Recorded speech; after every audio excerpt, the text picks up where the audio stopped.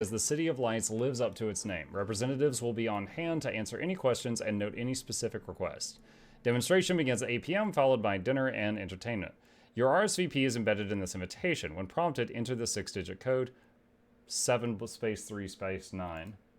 Alright, so we've got 1 space 3 space 5 and 7 space 3 space 9. It could be the same 3, or they could be staggered and just zipped together. A way to celebrate old world holidays by changing the holograms above ground. But how? Well, the other part of the code's here too. I should have what I need to open the door. Okay, so she's saying we have what we need to open the door. So because of that sentence, I'm guessing they just zip together. And that would mean that there's 2 ways that they could go together. So that narrows it down.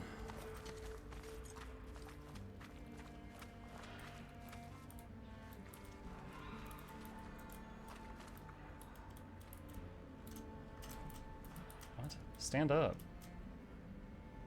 We dropped in here. Okay, we're gonna have to jump off that roof outside. She won't stand up in the tunnel there. The hatch was above her.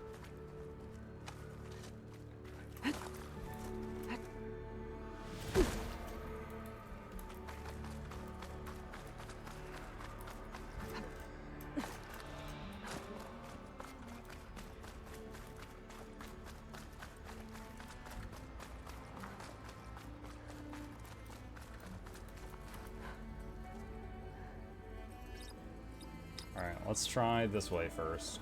1, 7, 3, 3, 5, 9. Nope, that's not it. Okay, let's try it the other way. 7, 1, 3, 3, 9, 5. I don't think that's the code. Really?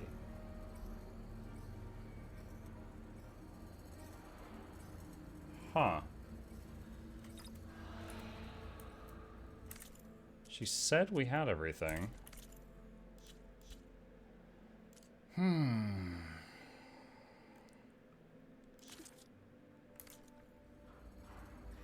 Okay, no, I was trying to look at that.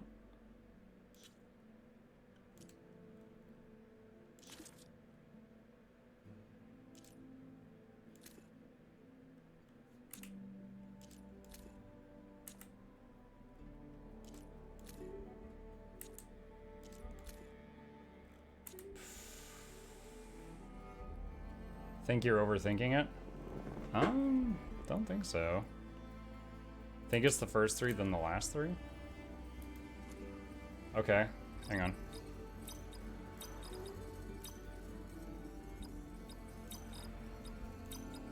That didn't work. Okay.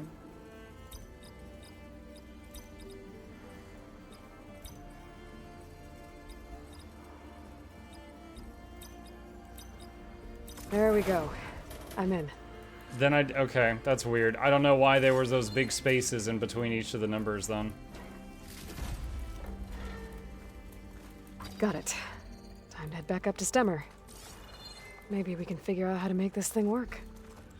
Because there were spaces in between the numbers, I thought that's where the other numbers went.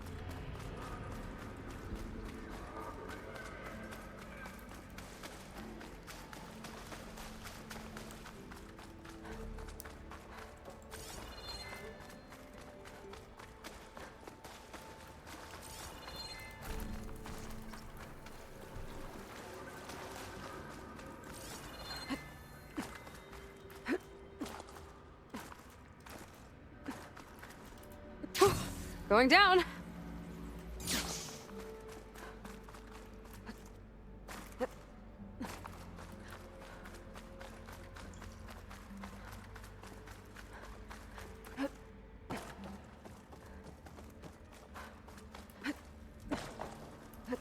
If this game takes place in Las Vegas, where's the first one take place? No, it's not that this game takes place in Las Vegas. It's just that this little area we're in right now is Las Vegas. Like, the Forbidden West. The West is like Western United States, which includes Vegas. So the first game I guess was like Eastern US, but I don't really recall.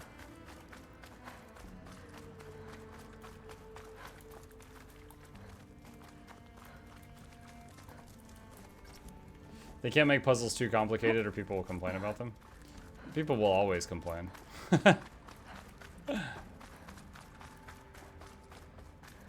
I'm just like wait, where's the sorry, I was looking for the elevator. That's weird. There was an elevator here.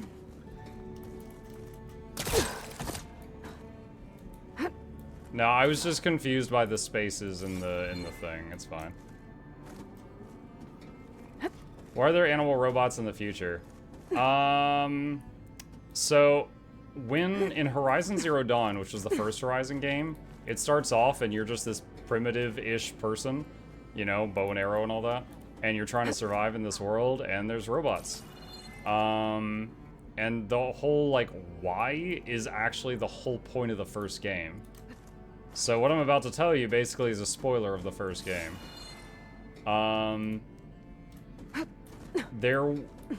It's post-apocalyptic, so mankind as we know it did not survive a massive catastrophe. And they knew the world would be uninhabitable. And different nations had different plans of how to handle that. One group made a system called Gaia. And Gaia had many subsystems to it. But the main point... What the heck? Hold on. The main point to Gaia was that it was a massive computer program that controlled many factories, and those factories were autonomous. They didn't need people, and they could make robots. And Gaia would basically be like, oh, the water's dirty. It can't support life. I will make robots that can swim through the ocean cleaning the water. Oh, the sky has toxic smoke. I will make flying robots that while they're flying around, clean the air and filter out pollution. Oh, the land isn't fertile. I'll make robots that plow the land and will, you know, make it able to grow food and stuff.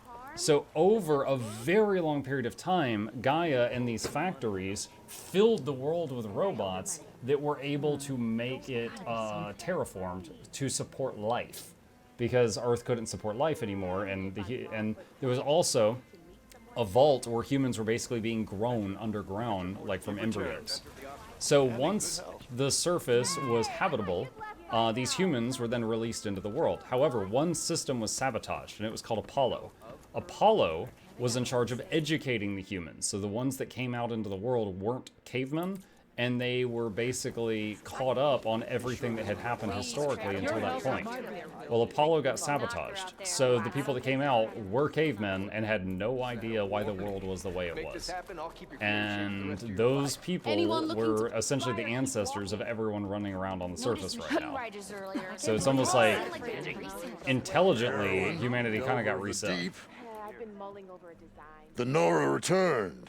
But did she bring tidings of triumph or misfortune? I got the gizmo, and it's not the only one I found. Here. The old wordsmith, a keen spark in his eye and gratitude in his heart, held aloft the gizmo that had eluded him. It's called an ornament, actually. Part of a set. I think there are more scattered in ruins beyond the desert. I might be able to track them down. And so the mystery of the ornament deepened. For what purpose were these trinkets designed? Something called the Knights of Light's holiday promotion. It's a way the old ones celebrated special occasions, I think. Like feasts? Kind of. I think a holiday marked a seasonal event? And so does every feast in the claim. There's the Feast of the First Keg, the Feast of Fermentation, the All Hops Feast. All about ale, huh? I guess I shouldn't be surprised. Anyway, these ornaments could supposedly change the lights above ground, but I'm not sure how. I recognize this marking. Saw the same on a little device we unearthed. Here. It might be able to turn on the lights. Time to find out. Which one should I try first? Christmas. Let's see this one. You got it.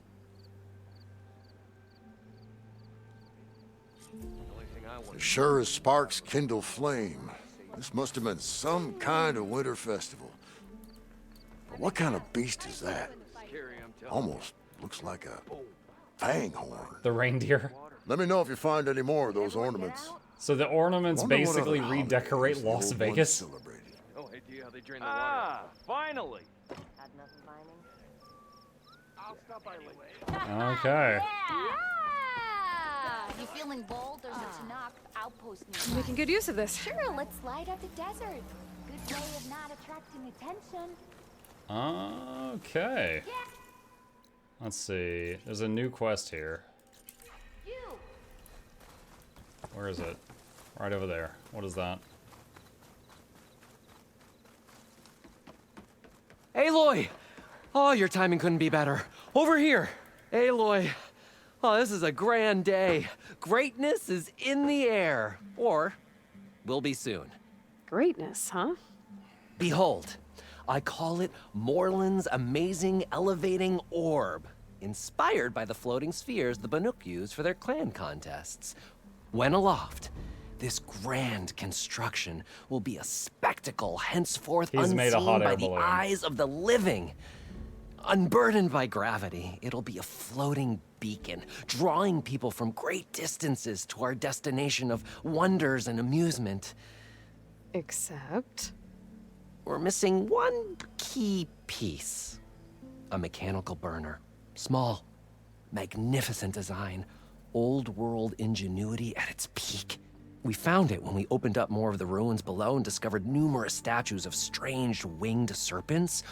One such statue had the burner in its mouth.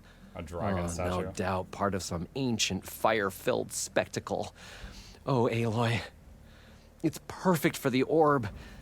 But a swarm of burrowers chased us out before I could grab it. Could you get it?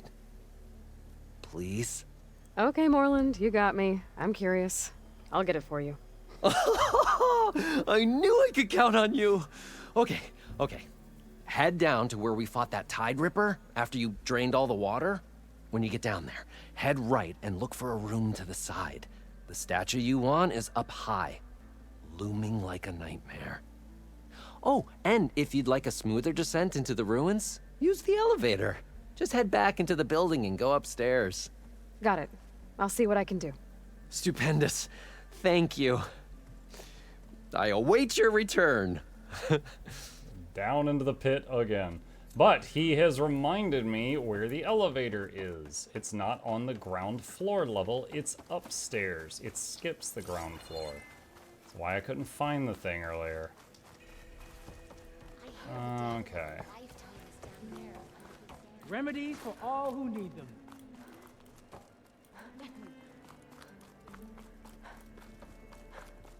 Nothing like taking... There we go.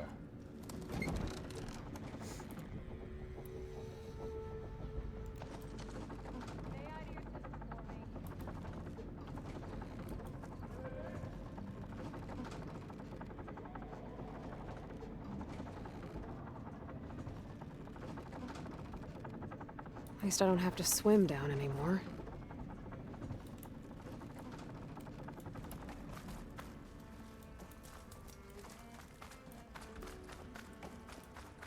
Okay, what did he say? Something, go down the elevator and look off Nope, to the right. it's not the one I need.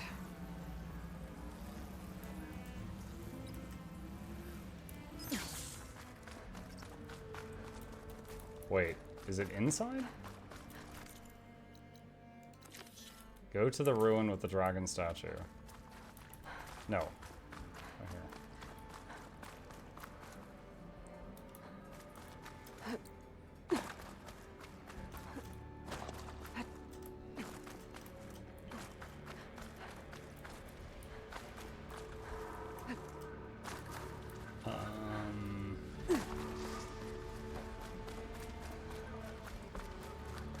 Here?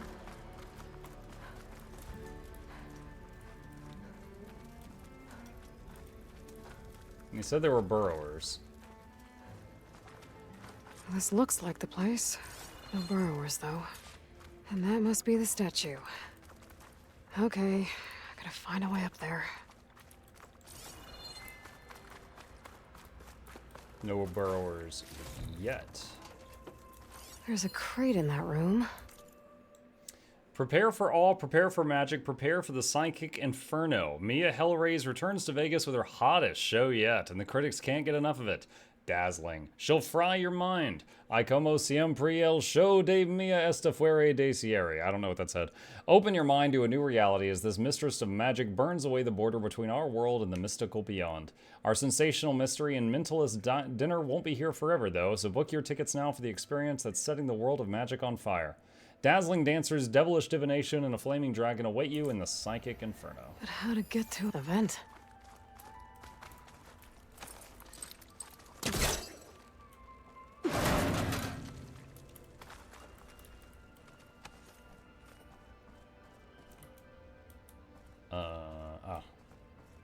This could be useful.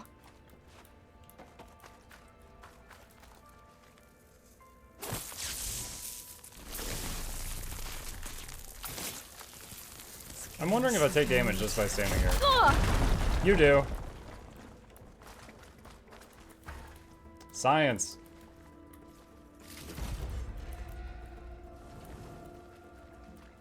F5. Look, 5 more minutes. All right, we're in the middle of something. Jeez.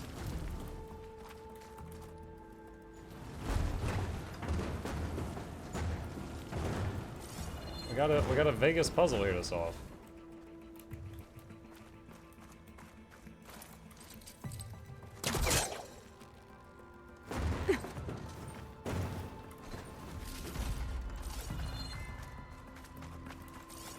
Alright, does this crate give us access to a new area? Right there.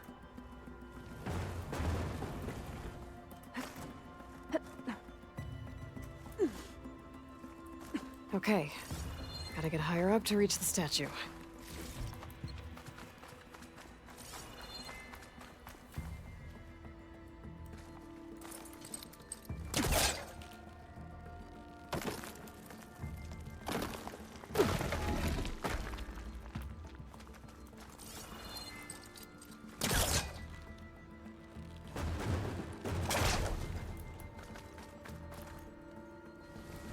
Oh, hold on. What was that? A lot of developers seem to believe gamers are not very bright. They scale back on mechanics like D8 Origins to Inquisition or Morrowind to Skyrim, for example. They give you less customization and remove micromanagement. They cut back on riders because they think players skip through lower text and stuff. I don't know about the writing part, but I will say that I definitely experienced like D8 Origins to Inquisition, which I enjoyed both games, by the way. They definitely cut back like how much you could micromanage your party. And then what else? Like going from Morrowind to Oblivion to Skyrim? Are you serious? You absolutely lost so much.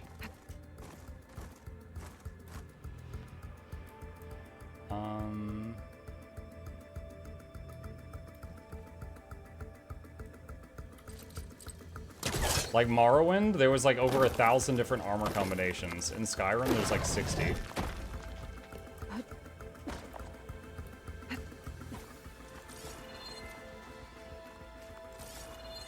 But they sold a lot more copies of Skyrim than they did Morrowind, so clearly, you know, dumbing it down made it better for a larger audience. And they made a lot more money doing that. Hell, Todd sold a Skyrim for like 10 years. Now to get the burner.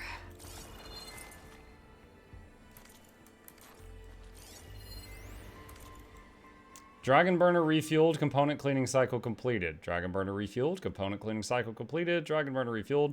Complaint from client that current flame level lacks spectacle. Increased pressure on main burner. Increased pressure led to uncomfortable levels of heat wash on first 3 rows of tables. Customers reseated and the couple in A5 compensated for singed clothing.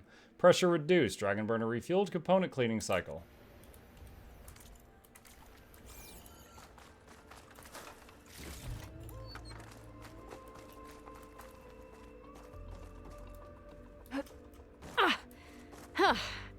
Made it.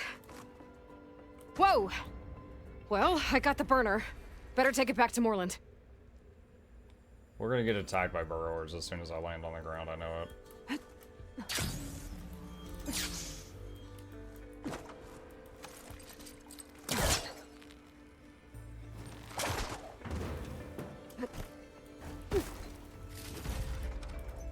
Burrowers. Might have been the ones that attacked Moreland.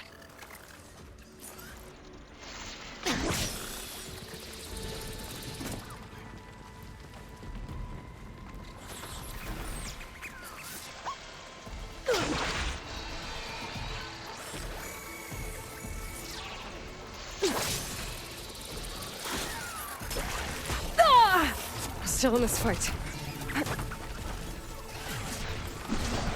I'm trying to hit all three of them.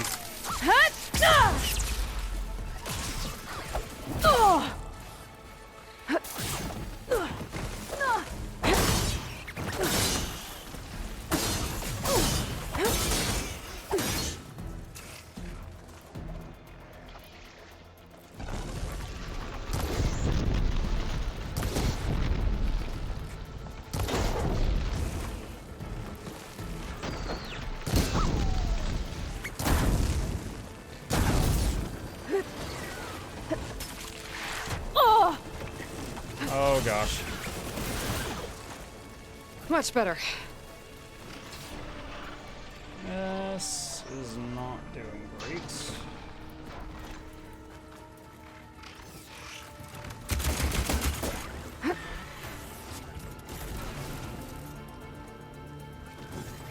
I did not mean to do that. Okay, I guess we laid a trap there.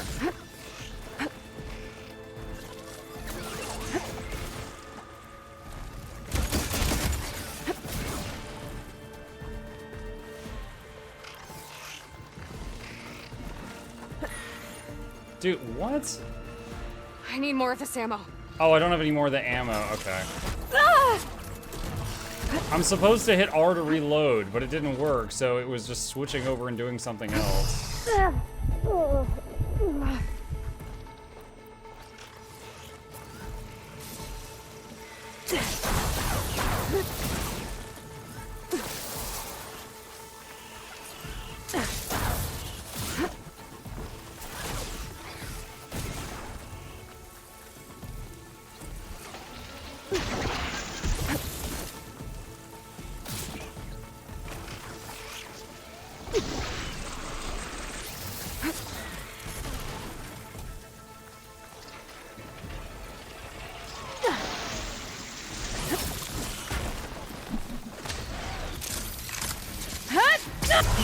I don't know. Burrower's down. I swapped to this fancy new Don't weapon, have to worry about them anymore. and now I'm like struggling with stuff I didn't used to struggle with the bow and arrow. Maybe I need to go back. Not sure. At the very least, the spray and pray bow is not really doing great right now.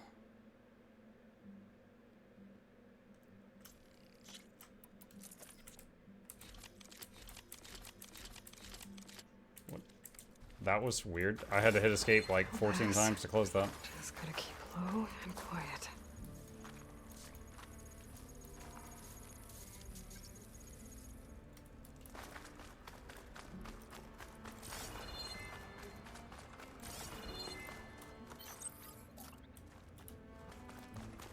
Try to get back the traps that I accidentally dropped during the fight.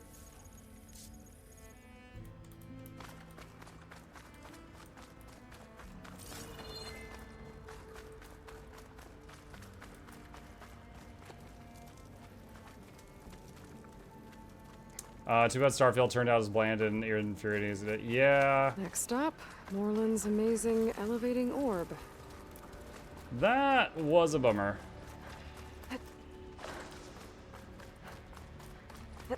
Like, I was just kind of looking forward to Starfield, just because it was made by Bethesda. But I was like, I generally like fantasy more than sci-fi, but I'm sure it'll be good because they're making it, and then, wow, was I surprised. I was surprised.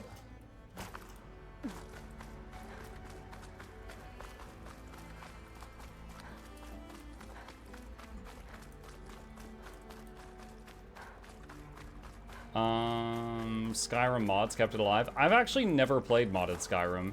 I've played just Skyrim on, you know, many different difficulties, and I just enjoyed it greatly. But you know, that was the only game they released like for over 10 years. So I'm not really a fan that they kept just trying to resell it.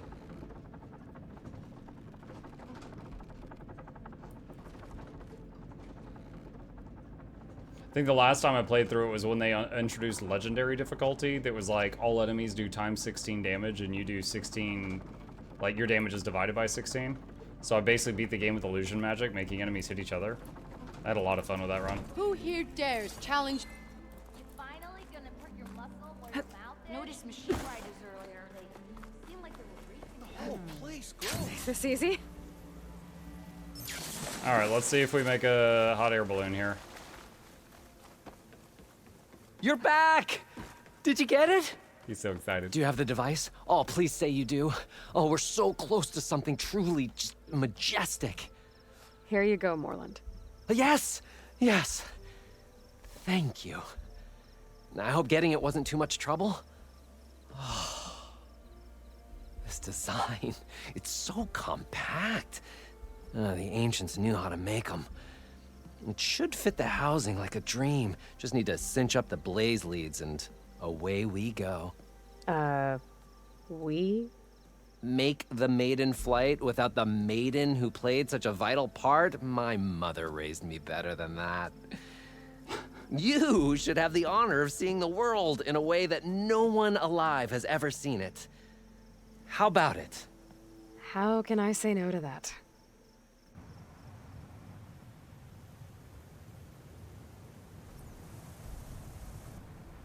We didn't bring the whole dragon head.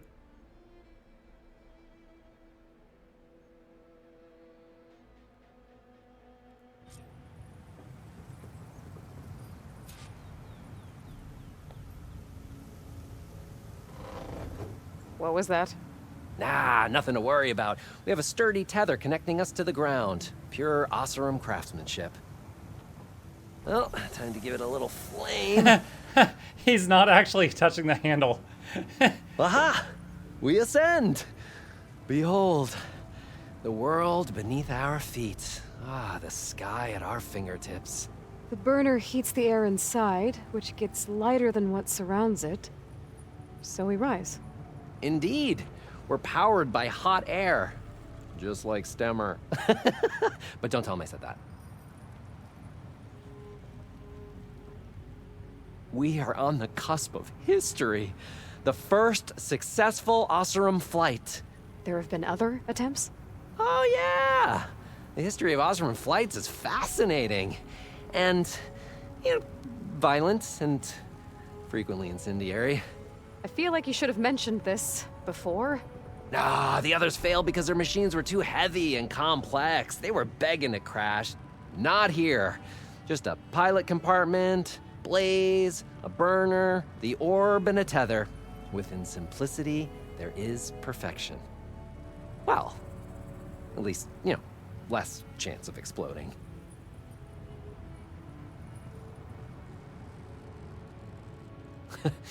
You know, if Abaddon were here, you'd be drunk like a wastrel, crippling fear of heights. That said, he gets poetic when drunk.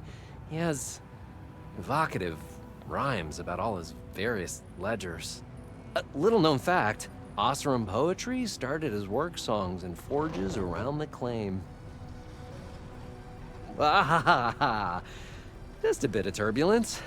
We shall tame these wild skies yet. This feels like more than turbulence. For the record, that was not part of the planned aerial experience. Sandstorm. What was that? Yeah, I think our tether just came undone.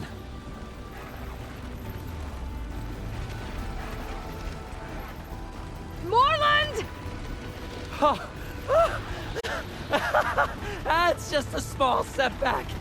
Nothing to worry about. I can fix this.